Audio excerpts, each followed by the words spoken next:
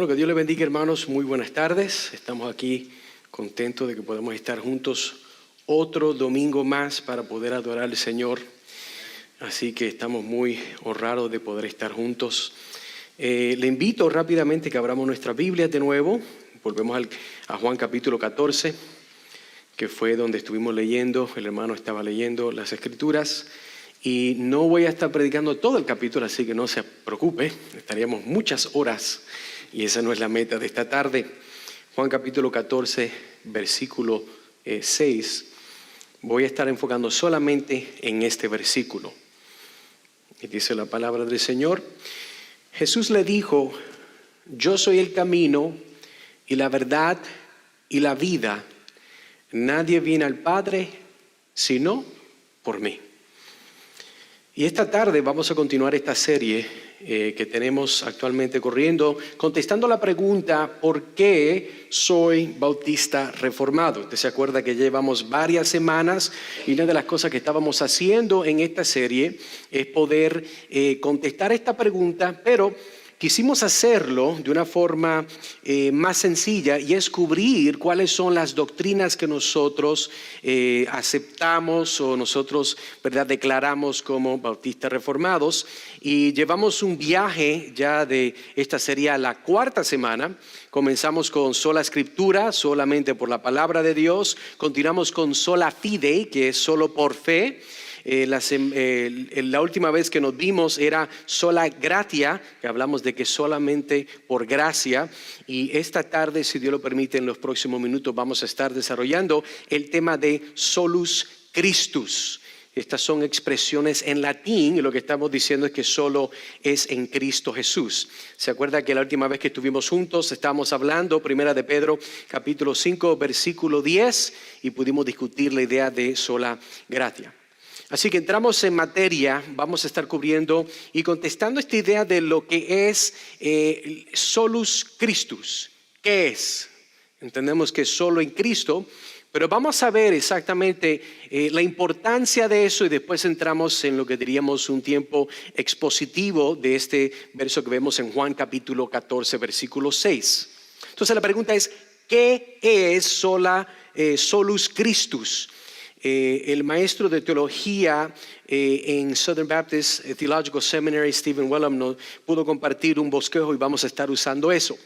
Si queremos aprender de los reformadores, hacemos bien empezar con estas solas resumidas.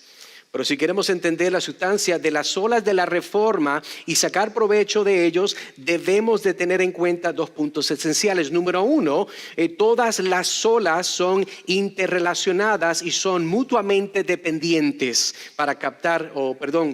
no se puede tener una sin la otra. En otras palabras, todas funcionan juntas. Entendemos que por la palabra de Dios, nosotros entonces el Señor nos da fe para poder en esa fe, nos apunta a Cristo, ¿verdad? Esa idea de apuntar a Cristo nos lleva a un entendimiento bíblico, la cual todo va a culminar, que es para la gloria de Dios. Vimos sola escritura, sola fide, sola gratia, entendemos solus Christus, y nuestro tiempo próximo estaremos cubriendo soli Deo gloria, que todo es para la gloria de Dios. En segundo lugar, las 5 solas son tan importantes hoy como lo era en el tiempo de la Reforma para captar lo que está en el corazón del Evangelio. He tenido muchas conversaciones con muy buenos hermanos y me dicen: hermano, es que eso es mucha teología. Y mis hermanos a veces, ¿verdad?, de los lados pentecostales me dicen: hermano, la letra mata pero el espíritu vivifica. Y tal vez yo sé que ellos dicen lo que quieren decir, pero permítale decirle que esta idea de estas doctrinas de las 5 solas, en lo que se están enfocando es el Evangelio. Aquí meramente no estamos hablando de doctrinas de hombres viejos que murieron. Estamos hablando de puntos teológicos las cuales nos apuntan a la veracidad y la hermosura de lo que es el Evangelio. Sin embargo, sin minimizar esta dependencia mutua, hablando de las solas, también tendremos que considerar que una de las solas desempeña un papel distinto a la conexión de las otras para traernos la gloria completa de Dios en el Evangelio. Y llegamos a el solus Christus, solo en Cristo, se sitúa en el centro de las otras 4, conectándolas en un sistema teológico coherente por el que los reformadores declararon la gloria de Dios. Por esta razón debemos prestar muy atención a lo que los reformadores enseñaron sobre nuestro Señor Jesucristo. Y podemos empezar a recuperar las ideas básicas de los reformadores centrándonos en 2 enseñanzas: la identidad exclusiva de Cristo, 1, y 2, su obra suficiente. Estos 2 aspectos de la cristología, aunque son básicos en la teología de los reformadores, han sido ridiculizados y rechazados por muchos en la actualidad. Por eso la iglesia quiere proclamar al mismo tiempo que Cristo, ¿verdad? De acuerdo con estos hermanos que ya aparecieron, que han sostenido doctrinas reformadas, nosotros debemos entender y abrazar esta idea de solus Christus con la misma claridad, convicción, urgencia y abundancia de alegría. No estamos hablando de algo que apunta a nada. Aquí nosotros no venimos a llenarnos la cabeza con información. Sí hay información, pero esta información viene de la palabra de Dios, la cual es el poder de Dios para salvar.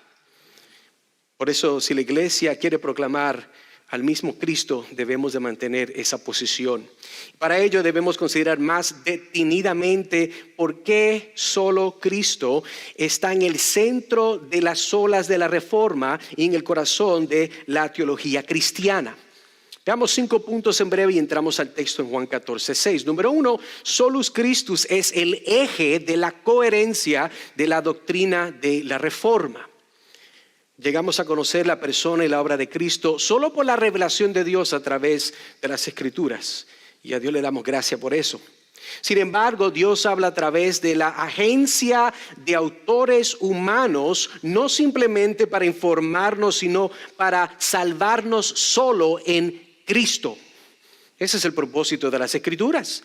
En las Escrituras nos apuntan a aquel que vino, vivió, aquel que fue crucificado, resucitó y está a la mano derecha del Padre. Fuimos salvos solo por la fe, pero el objeto de nuestra fe salvadora es solo Cristo. Cuando muchos cometen el error de decir, es que tienes que tener fe. ¿Se acuerda que en otro de los sermones le decía, pero fe en qué? El tener fe en sí no tiene ningún valor, porque la idea de tener fe es como si fuera un verbo de transición. Fe en algo, fe en una cosa. Y nosotros tenemos fe solo en Cristo. Y el objetivo de la gracia de Dios, sin embargo, conduce y culmina en nuestra reconciliación y adopción solo por medio de Cristo. Al final, el objetivo último de Dios en nuestra redención es su propia gloria, incluso cuando somos transformados en un reflejo creatural de ella. Y sin embargo, el resplandor de la gloria de Dios se encuentra en la persona y la obra de Jesucristo nuestro Señor. Así que eso lo podemos ver. Ahora, la palabra pronunciada por Dios, la fe dada por Dios, la gracia extendida por Dios y la gloria poseída y prometida por Dios no pueden tener sentido aparte del Hijo de Dios que se hizo hombre para nuestra salvación. Hay una secuencia de pensamientos que debemos de sostener.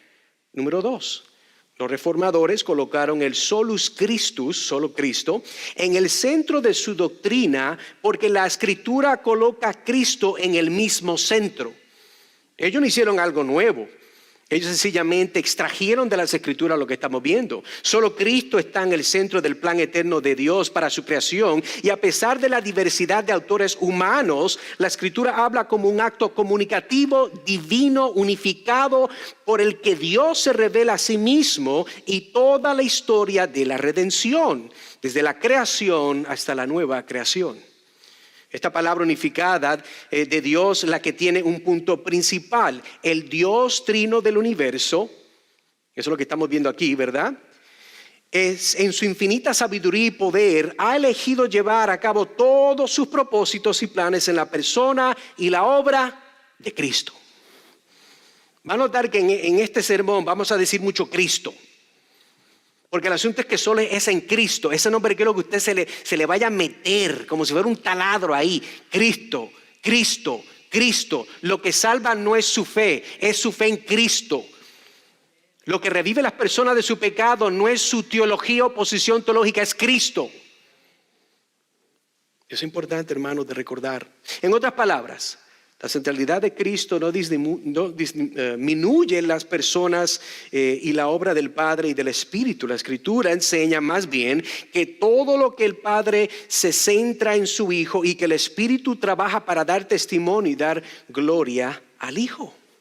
Así que podemos estar de acuerdo con el teólogo Michael Reeves, un teólogo contemporáneo, donde él dice, para ser verdaderamente trinitarios debemos estar constantemente centrados en Cristo. El Cristo, no hay nada más, hermanos. Punto número 3. El solus Christus refleja el autotestimonio de Cristo mismo. Jesús comprendió que Él era la clave para la manifestación de la gloria de Dios y la salvación de su pueblo. En el camino a Emaús, si se acuerda de la historia, Jesús explicó su muerte y dio testimonio de su resurrección como el Mesías, colocándose en el punto central de la revelación de Dios. Lucas capítulo 24, versículo 26 al 27 dice, ¿no era necesario que el Cristo padeciera estas cosas y que entrara en su gloria? Y comenzando desde Moisés y siguiendo por todos los profetas, le declaraba en todas las escrituras lo que de él decían. Se enfrentó a los líderes religiosos por no encontrar en él la vida eterna como meta de la humanidad en Juan capítulo 5 versículo 39 al 40, donde dice, escudriñad las escrituras porque a vosotros os parece que en ellas tenéis la vida eterna y ellas son las que dan testimonio de mí y no queréis venir a mí para que tengáis vida. Y era notablemente lucido y se sentía cómodo en su papel del ungido al que se le había confinado el mundo. Juan capítulo 5 versículo 22, versículo 23 nos dice, porque el Padre a nadie juzga, sino que todo el juicio dio al Hijo, escucha bien, para que todos honren al Hijo como honran al Padre. El que honra al Hijo no honra al Padre que le envió. Es sencillo. Para seguir a Jesús como sus discípulos, pues los reformadores confesaron, solo Cristo es la persona en la cual como un eje de toda la historia y el centro de toda obra de Dios en el mundo. Es el punto central. Número 4. Los reformadores enfatizaron en la centralidad de solus Christus porque aceptaron el testimonio apostólico de la persona y la obra de Cristo. Los versículos iniciales de Hebreos subrayan la finalidad y la superioridad de la autorrevelación de Dios en su Hijo. Escuche lo que dice Hebreos capítulo 1 del 1 al 3. Dios, habiendo hablado muchas veces y de muchas maneras en otro tiempo a los padres por los profetas, en estos postreros días nos ha hablado por el Hijo, el cual siendo el resplandor de su gloria y la imagen misma de su sustancia. Más tarde Pablo nos conforta con la preeminencia cósmica de Cristo, donde en Colosenses capítulo 1 versículo 16 al 17 dice así, porque en él fueron creadas todas las cosas, las que hay en los cielos y las que hay en la tierra, visibles e invisibles, sean tronos, sean dominios, sean principados, sean potestades, todo fue creado por medio de él y para él. Y él es antes de todas las cosas y todas las cosas en él subsisten. Pablo alienta nuestra esperanza en Cristo a declarar que el propósito y el plan eterno de Dios, en Efesios capítulo 1 versículo 10 dice, de reunir todas las cosas en Cristo, en la dispensación del cumplimiento de los tiempos, así las que están en los cielos como las que están en la tierra. En otras palabras, amigos y hermanos, Jesús es la figura más importante en la obra de la nueva creación de Dios. Una obra que restaura e incluso supera lo que se perdió en el Edén. Dios hace hacer un nuevo cielo y una nueva tierra redimidos por y a través de Cristo. Y por último, número 5, solus Christus es el eje de coherencia de toda la teología cristiana. Hace más de un siglo, Herman Bavinck, un teólogo reformado, quien escribió su magistral Dogmática Reformada, en esta magistral integración de las escrituras, de las enseñanzas cristianas, Bavinck no perdió de vista la clave de su coherencia. Esto es lo que él dice. La doctrina de Cristo no es el punto de partida, pero ciertamente es el punto central de todo el sistema de la dogmática. Todos los demás dogmas se preparan para ella o se deducen de ella, pero en ella, como corazón de la dogmática, late toda la vida ético-religiosa del cristianismo. Lo que está diciendo Bavinck es que el centro, la coherencia de toda doctrina teológica, de toda dogmática, es Cristo. A finales del siglo XX, J.I. Packer utilizó la útil analogía de un eje central que conecta los radios de una rueda. Y Packer explicó útilmente y dice de esta forma: la cristología, que es el estudio de Cristo, es el verdadero eje en torno al cual gira la rueda de la teología, al que deben estar correctamente anclados cada uno de sus radios separados para que la rueda no se doble. Usted se ha montado en una bicicleta. Usted sabe, ¿verdad?, que todos los radios vienen de lo que es el perímetro de afuera. Entonces todos se conectan al eje.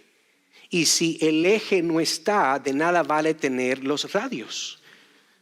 Y eso es lo que está diciendo J.I. Packer. Todo sistema teológico, todo entendimiento bíblico no tiene ningún sentido si Cristo no está en el centro. Tiene que estar Cristo en el centro, porque toda la gloria que puede el Padre recibir es a través de lo que Cristo ha alcanzado. Y más recientemente, teólogos como había mencionado Michael Reeves reconocen la fuerza integradora de Cristo solo, y él dice este comentario: el centro, la piedra angular, la joya de la corona del cristianismo no es una idea, no es un sistema, una cosa, ni siquiera es un evangelio como tal, es Jesucristo. Es importante entender esto porque en un mundo de hoy muchas personas nos atacan y dicen: no, es que ustedes hablan mucha Biblia, mucha teología. Es que no estás poniendo atención, amigo. Lo que estamos diciendo en diferentes formas, estamos apuntando a Cristo, su evangelio salvador. La idea de que un Dios santo y bueno ha creado el mundo, en este mundo el hombre ha pecado, pero Dios, que tiene control de todas las cosas, ha puesto un plan desde la eternidad en movimiento para poder reconciliar su creación con sí mismo a través de su Hijo.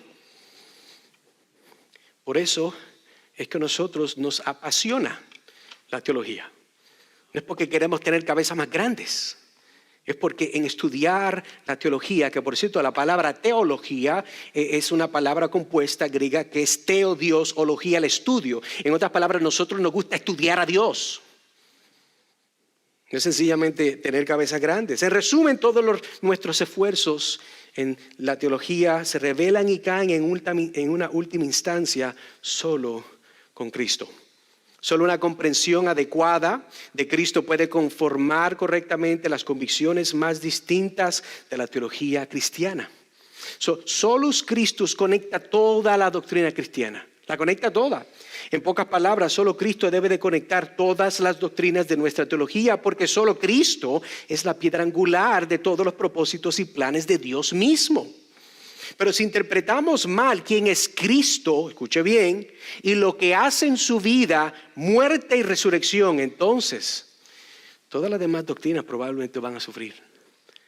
Todo lo que nosotros creemos de cómo somos nosotros salvos, todas tienen que ver con Cristo. Decía un hermano muy cercano mío que se llama Justin Peters, que él es un apologista, ¿verdad?, a lo que es la teología de hoy en día, de lo que llaman el nuevo movimiento apostólico, que es un hiper carismatismo, diría. Y él decía de que si tienes el mal Cristo, vas a tener un mal evangelio. Si no tienes el Cristo correcto, vas a tener un mal evangelio. Y no es verdad, hermanos. No es verdad, amigos, cuando pensamos en todas las sectas. Hablamos de los mormones. Tienen otro Cristo. No es el mismo de la palabra. Los testigos de Jehová tienen otro Cristo. La Iglesia Católica tiene otro Cristo. Y si tú tienes otro Cristo que no es la palabra de Dios, vas a tener otro evangelio que no está en la palabra de Dios. Así que habiendo considerado esto, podemos decir esto: Solus Christus no es un eslogan, es el centro de las olas por la que los reformadores recuperaron la gracia de Dios y declararon la gloria de Dios. Ahora, si vemos entonces, después de haber entendido esa pequeña introducción, hagamos la pregunta porque ahora vamos al texto. ¿Cuál es la importancia del Evangelio de Juan en lo que vamos a hablar hoy? Porque tal vez muchos no lo han leído. ¿Qué tiene que ver esto del Evangelio de Juan para usted? Vamos a hacer una introducción breve. El Evangelio de Juan es el único evangelio que se refiere a uno de los apóstoles con la expresión discípulo a quien Jesús amaba en lugar de su nombre. Es muy interesante. De que muchos otros, ¿verdad?, evangelios tienen el nombre del autor. En este caso, Juan escribía a quien Jesús amaba. Interesante, Juan es el que se identifica como el testigo ocular, que da testimonio de estas cosas y que ha escrito estas cosas, capítulo 21 y 24. Juan escribe su propósito al describir para que creáis que Jesús es el Cristo, el Hijo de Dios, y para que creyendo tengáis vida en su nombre. Capítulo 20, versículo 31 de Juan. El Evangelio de Juan contiene varios contrastes agudos. Por ejemplo, luz y tinieblas. El amor y el odio. Desde arriba, desde abajo. Desde la vida a la muerte. Desde la verdad y la mentira. Estas son todas ideas que Juan desarrolla. Juan subraya la realidad del pecado de varias maneras, pero especialmente haciendo hincapié en nuestra total dependencia de Dios para la salvación. Juan continúa desarrollando la idea de que los hombres y mujeres pecadores no pueden venir a Jesús para salvarse a menos que sean atraídos por el Padre. Eso es algo controversial para muchos. Porque en un mundo donde tú puedes aceptar a Cristo, en otras palabras, yo tengo la habilidad de regenerarme, es de la forma que la gente lo entiende. Pero la Biblia no enseña eso. Pero cuando viene Jesús, Juan describe que tienen vida eterna y no entran en juicio, capítulo 5, versículo 24, pertenecen al Padre y Él no los dejará morir. Juan capítulo 10, versículo 27 en adelante. O sea que el Evangelio de Juan nos presenta las 7 expresiones muy conocidas que son las expresiones del yo soy. Por ejemplo, Jesús dice, yo soy el pan de vida. Después dice, yo soy la luz del mundo. Después dice, yo soy la puerta. Yo soy el buen pastor. Yo soy la resurrección y la vida. Yo soy la vida eterna. Eso es muy importante entender. Así que cuando vemos esta idea, como quien dice, alta de lo que es el Evangelio de Juan, es importante porque ahora cuando entremos al texto, tenemos que entender qué es lo que está diciendo Juan, quién es Juan, qué es lo que está tratando el Espíritu Santo de llevar a través de Juan. Si vemos un bosquejo fácil, el capítulo 1, versículo del 1 al 18 es el prólogo. Después continúa el ministerio público de Cristo del capítulo 1 al capítulo 12. Después vemos la Semana Santa, el capítulo 13 al 19. Nuestro texto está en lo que se llama el discurso de despedida, capítulo 14 al 16. Vemos lo que es la resurrección de Cristo, capítulo 20. Y vemos el epílogo, que es el capítulo 21. Entonces vemos el texto con su Biblia abierta. Permítame leerlo otra vez y dice la palabra de Dios. Jesús le dijo, yo soy el camino y la verdad y la vida. Nadie viene al Padre sino por mí. El bosquejo es fácil en este día. Vamos a ver entonces 4 puntos. Solo Cristo es el único camino. Solo Cristo es la única verdad. Solo Cristo es la única vida. Y solo Cristo es el único acceso al Padre. Vamos entonces a ver el primer encabezado. Solo Cristo es el único camino. Y vemos ahí de que claramente Cristo lo dice. Yo soy el camino. Solo hay un camino y su nombre es Cristo. Tenemos que considerar, hermanos, amigos, que este verso está dentro de un contexto la cual nos será de mucha ayuda entenderlo para mejor capturar la idea de lo que Cristo está diciendo. Así que vamos a hacer un conteo de cómo llegamos. Ya vimos el aspecto grande de Juan. Ahora vamos a llegar al capítulo 14, versículo 6. Eso, la historia quise comenzarla en el capítulo 13, del 1 al 20, donde Jesús y sus discípulos van a celebrar la Pascua y esa misma noche Jesús quiso lavarle los pies a los discípulos. ¿Usted se acuerda de esa historia? Jesús le dice, si no me dejas lavarte los pies, no tienes parte conmigo. Se pusieron bien arrogantes. No, Jesús, ¿cómo tú nos vas a lavar los pies? Y Jesús le dice, no. Si tú no me dejas hacer esto, tú no tienes parte conmigo. Yo soy el Señor. Capítulo 13, versículos 21 al 30, Jesús anuncia que será traicionado por Judas Iscariote y los discípulos no entendieron lo que Jesús le dijo sobre esta traición.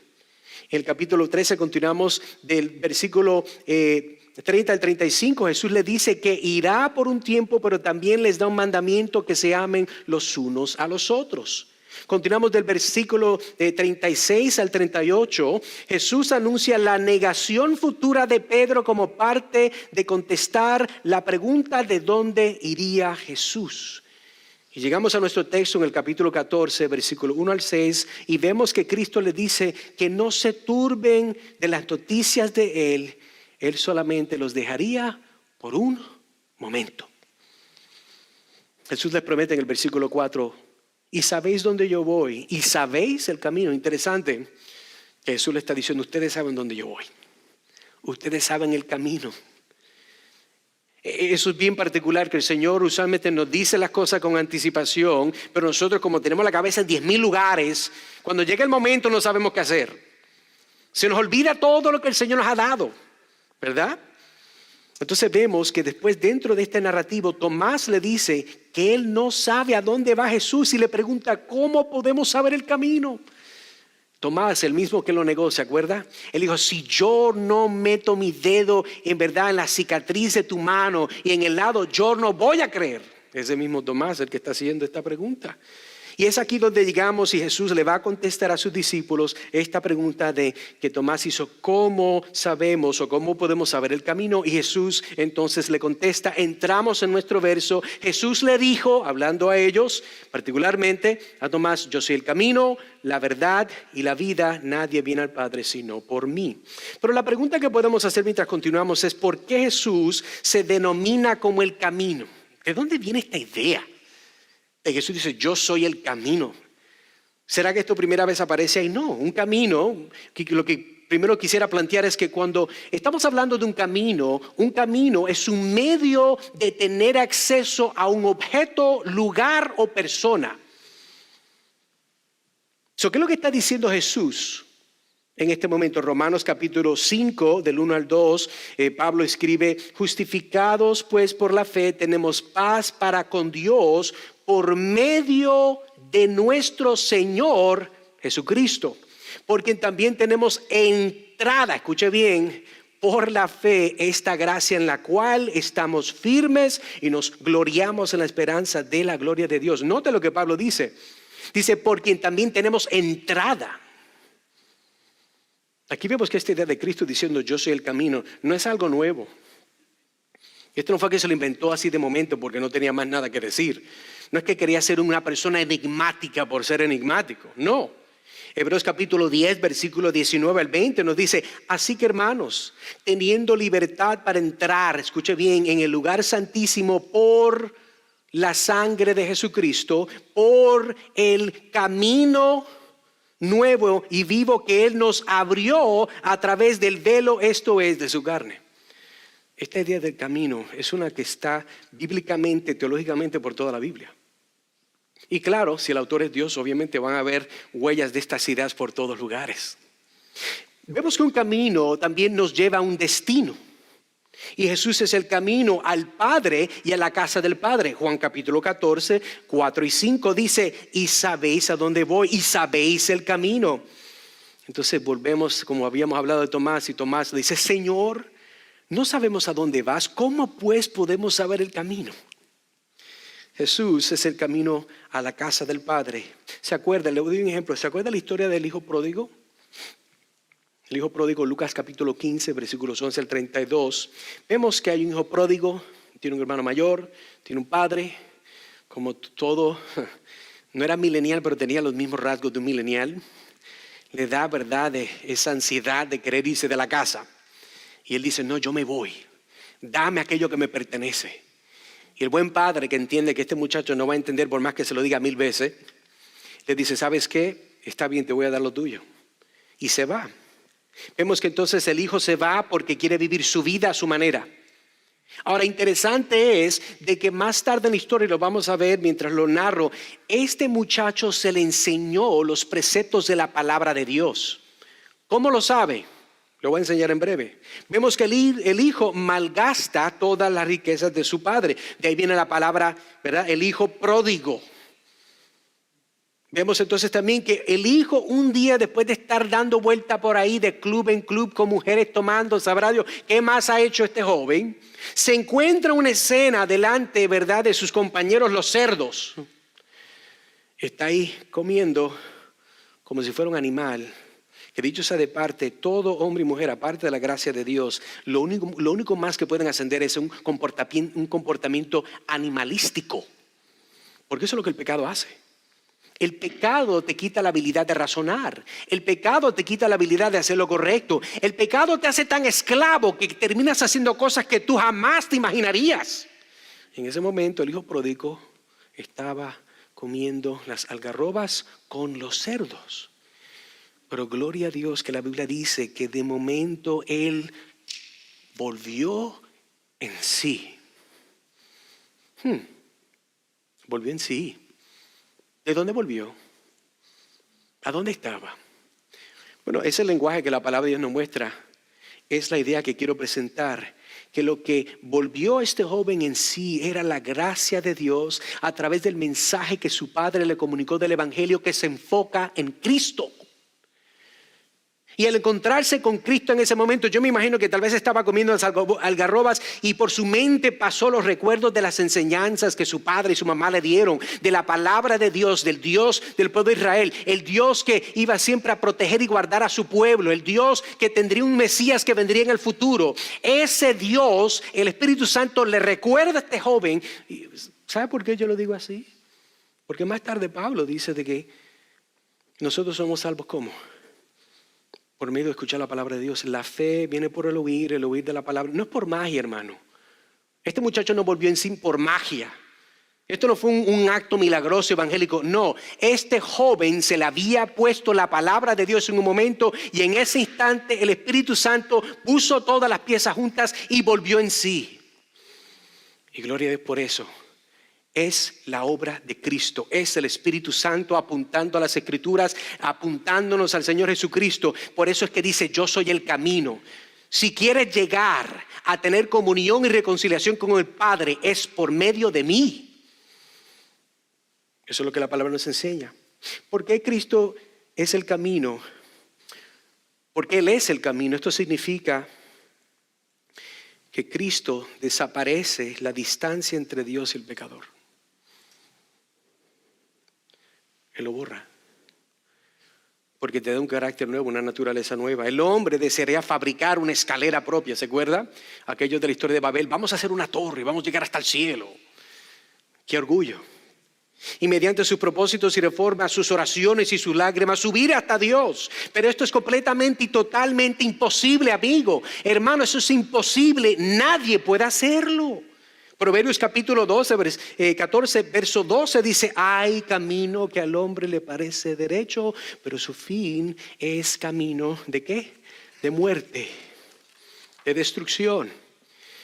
Un autor muy conocido, Arthur Pink, hablando del verso que estamos nosotros enseñando, dice lo siguiente: es Satanás quien quiere mantener al pecador ejercitando en su viaje autoimpuesto hacia Dios.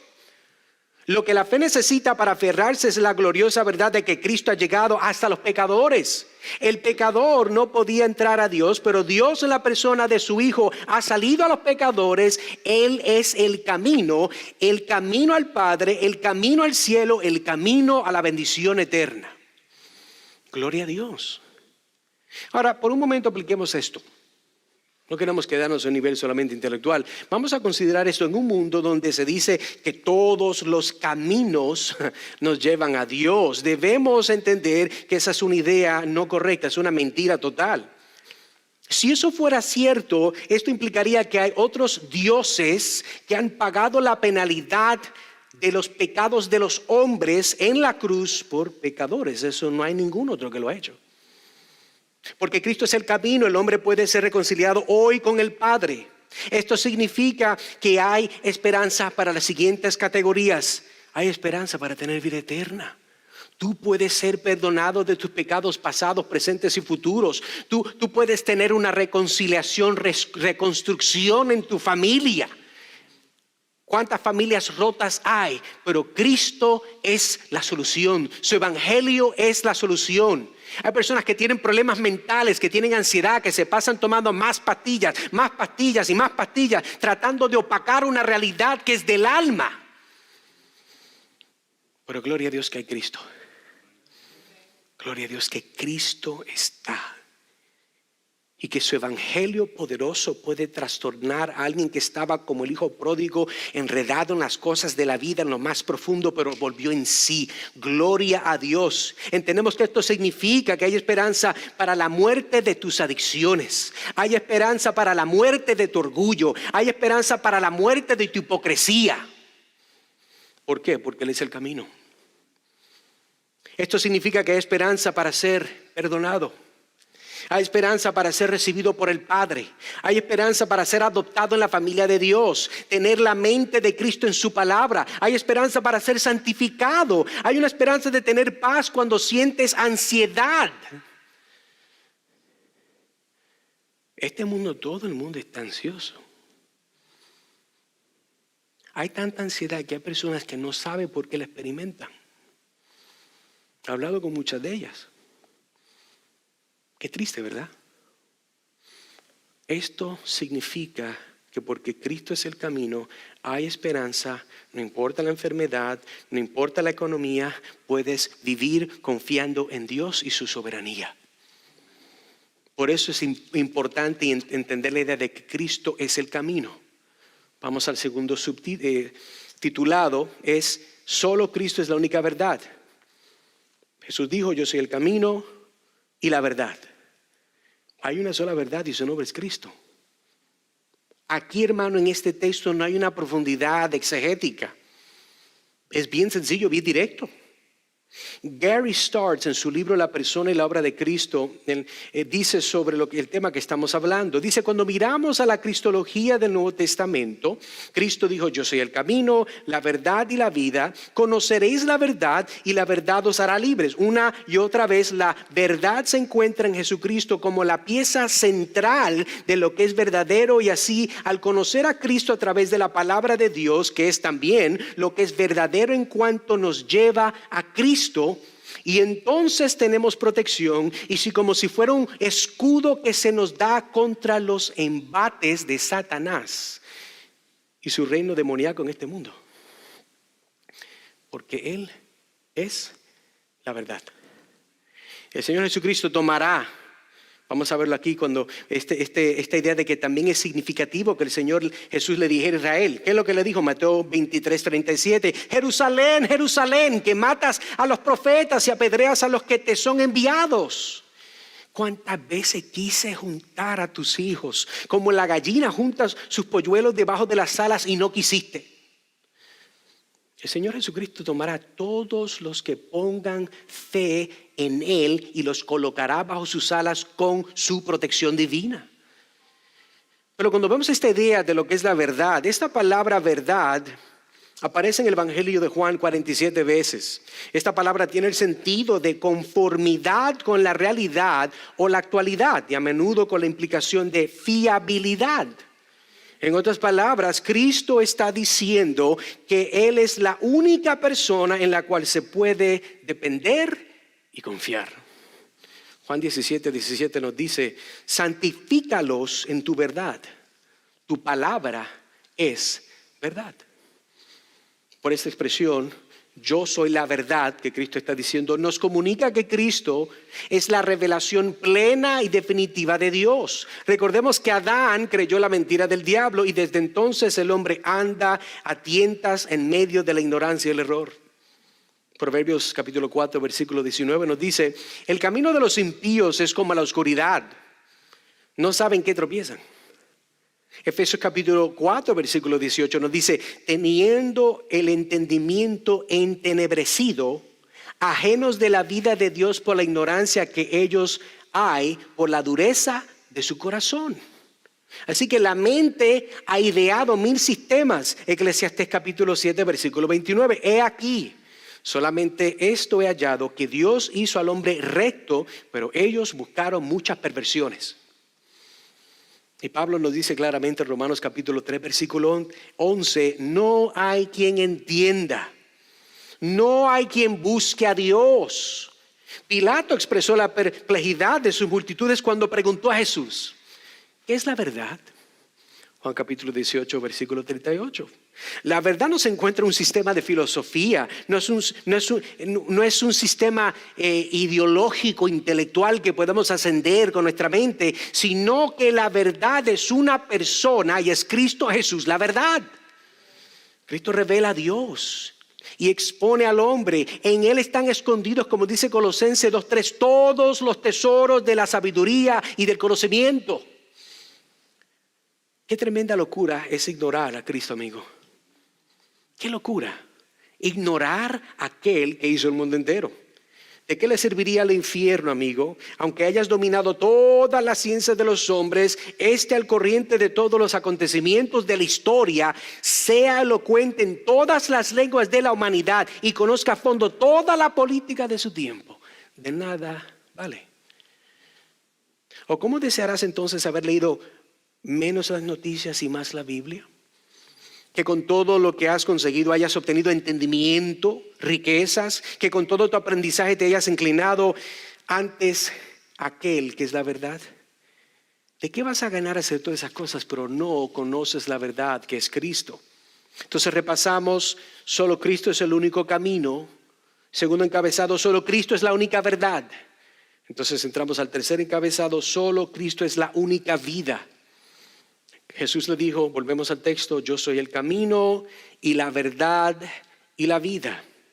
Matt Carter y Josh Wedberg en su libro Exaltando a Jesús, hablando de Juan, dicen lo siguiente.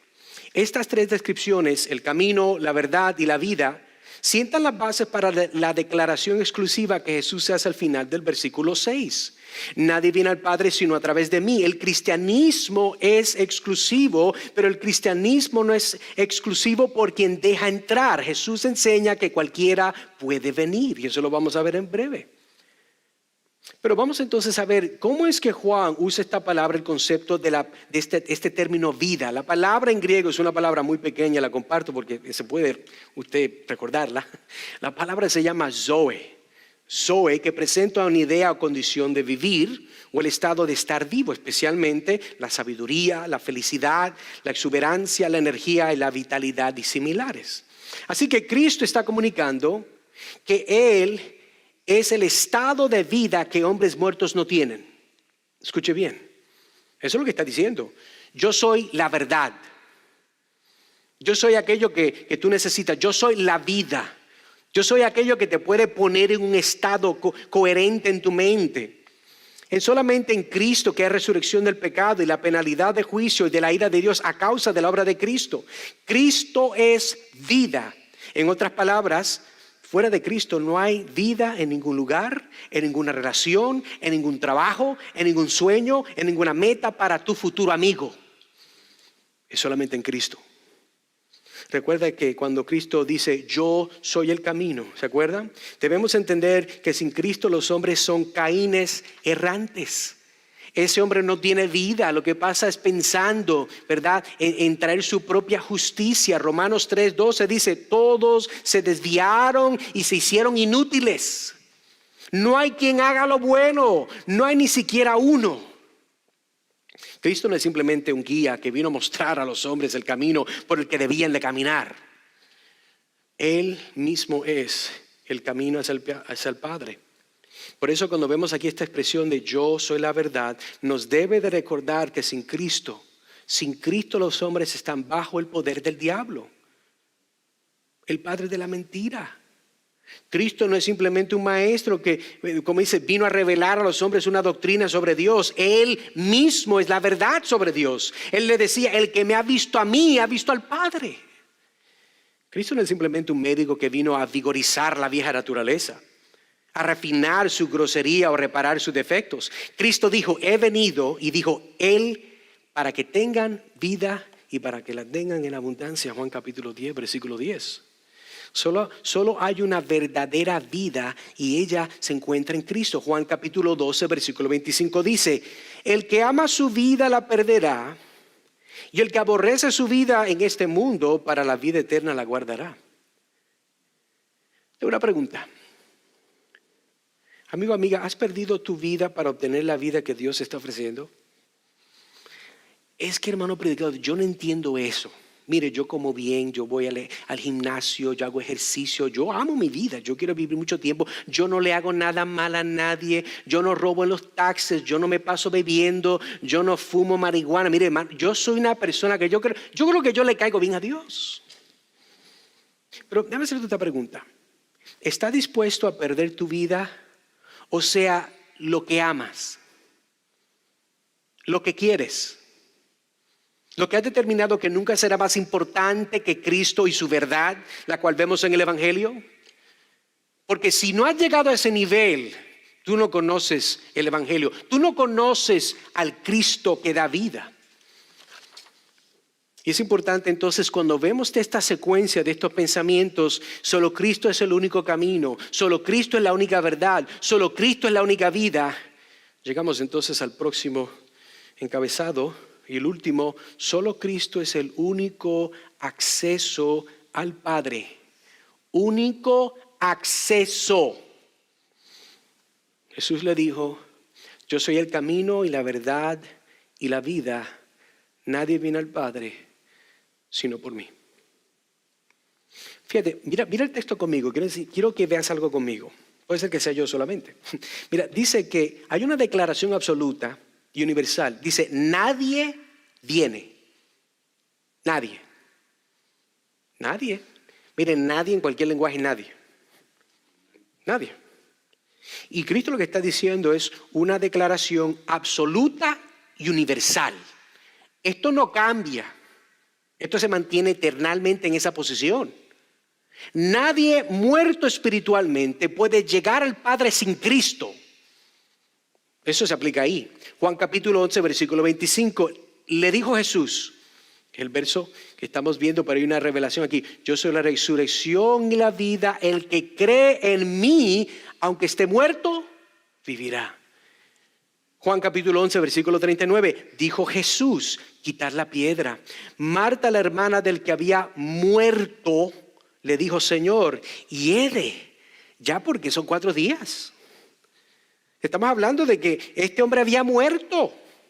Juan capítulo 11, versículo 44, continúa la historia, mire lo que dice aquí.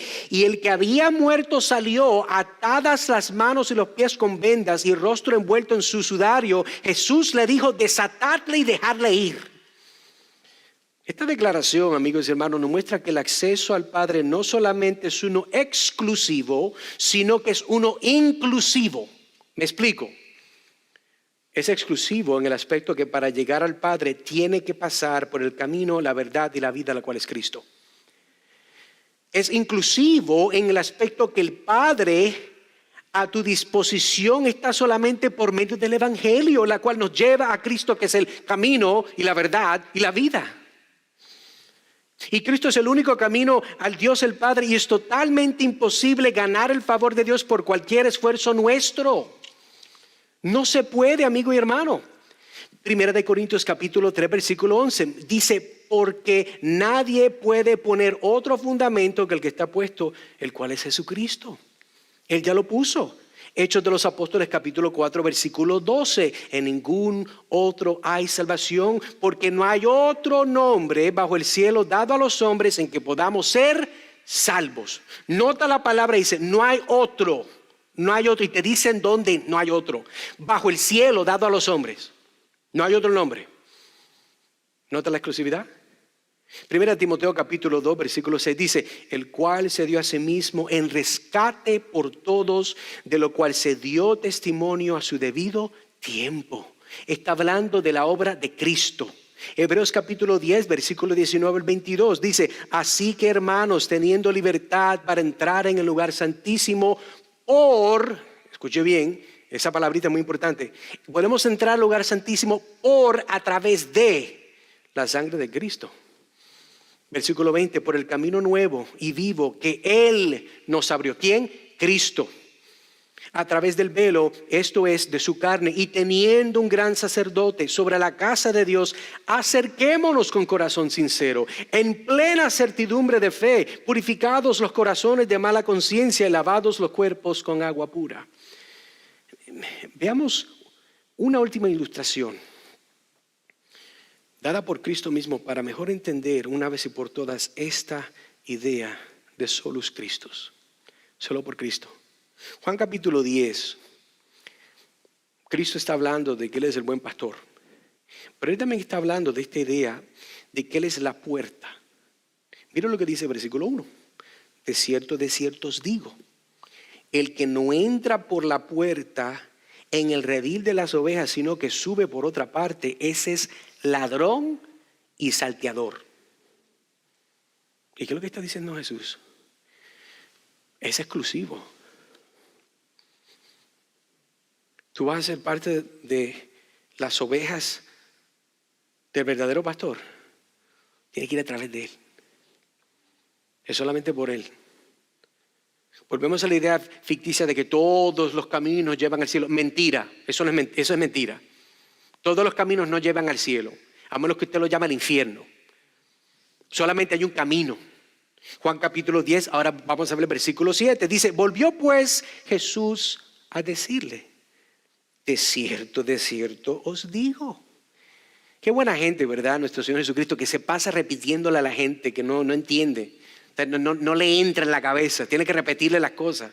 Como muchos de nosotros padres, ¿verdad? Con mucho amor, vamos a enfatizar el amor. Con mucho amor hay que recordarle las cosas a nuestros hijos. Jesús le recuerda otra vez, le dice, yo soy la puerta de las ovejas. Yo soy la puerta de las ovejas, no de los cabros. Sí. Pasa que hay muchos, ¿verdad? Que se ponen el jaquecito, el hoodie, dicen en inglés, ¿verdad? Y hacen aguaje, dicen en Puerto Rico, bueno, mire, pero no son ovejas. No son ovejas. No le pierda el ojo, que le arrancan la mano. No son de Dios.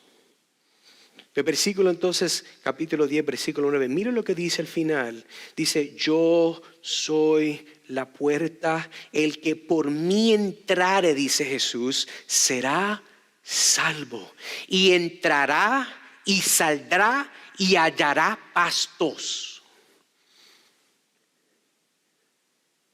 Hay una libertad en estar en Cristo. Hay una seguridad de tener un buen pastor. En otro lugar, Cristo dice, el buen pastor su vida da por las ovejas. Pero si tú no estás en Cristo, si no has entrado por la puerta, amigo, perdóname, tú no eres de Cristo. La única relación que tú tienes con Cristo es una la cual va a culminar en juicio por tus pecados. ¿Has entrado por la puerta la cual es Cristo, amigo? ¿Has puesto tu confianza en la vida y en la obra de Cristo?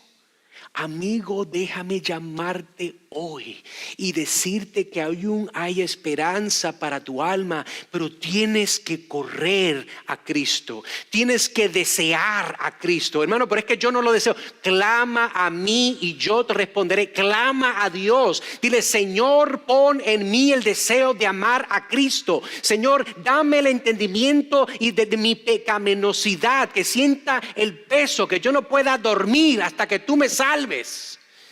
Pero hoy nos preocupamos más de cuánto hay en la cuenta de banco y no la cuenta de tu justicia delante de un Dios santo. Amigo, corre a Cristo.